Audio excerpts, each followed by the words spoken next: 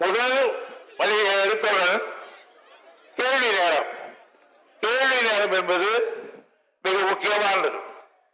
அந்த கேள்வி அதனால்தான் சட்டத்தில் யாரும் கேள்வி நேரத்தில் குற்றச்சாட்டு சொல்லக்கூடாது, கேள்வி நேரம் பதிலை தவிர வேறு எதையும் பேசக்கூடாது என்று அறிவித்து சொல்லப்பட்டிருக்கிறது. ஆனால் இதெல்லாம் அவர்களுக்கு தெரியாதா என்றால் தெரியும். அவர் மாண்புமிகு எதிர்கட்சி தலைவர், அவர் முதலமைச்சராக இருந்தவர், அவையை நடத்தியவர், அவரே இந்த நிலைக்கு மாறுபட்டு இன்றைக்கு நடந்து கொண்டது எனக்கு ஆச்சரியமாக இருக்கிறார். அவரிடத்தில்தான் சபாநாயகர் உட்கார்ந்து இருக்கிறார். அவருக்கு இந்த சட்டம் தெரியும். எந்த விவகாரமாக இருந்தாலும் கேள்வி நேரம் முடிந்து ஜீரோ அவர் என்று சொல்லக்கூடிய அந்த நேரத்தில்தான் எழுந்து இந்த பிரச்சனைகளை கிளப்ப வேண்டும். அதற்காக நான் அதை கூட சபையை நடத்த வேண்டும் என்பதற்காக அவர்களுக்காக ஒன்று சொல்ல வந்தேன். உங்களிடத்தில் என்ன சொல்லுகிறார்கள் என்று கேட்டு கேள்வி நேரத்தில் ஏற்க முடியாது என்று கூட சொல்லலாமா என்று ஒரு விதிக்கு போதாக கூட நான் சொல்ல அமர்த்தேன். அதையும் அவர்கள் கேட்கிறமா இல்லை.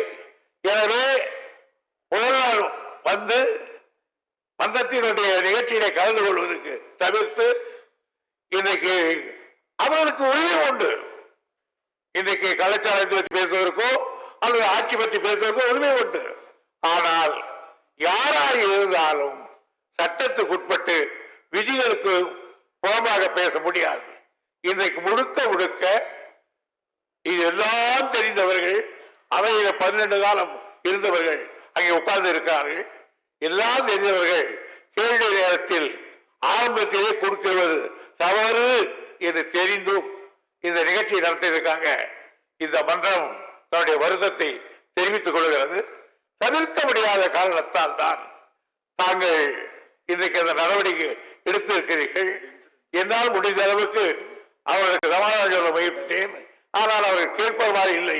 வெளியே போக அந்த முனைப்போடு அவர் நடந்து கொண்டதற்காகவும் நான் இந்த நிலை மாண்புமிகு எதிர்க்கட்சி தலைவர் அவர்கள் அவருடைய சுபாவத்துக்கு மாறாக இப்படி நடந்து கொண்டதை பற்றி நான் ஆச்சரியப்படுகிறேன், வருத்தப்படுகிறேன் என்பதை தெரிவித்துக் கொள்கிறேன்.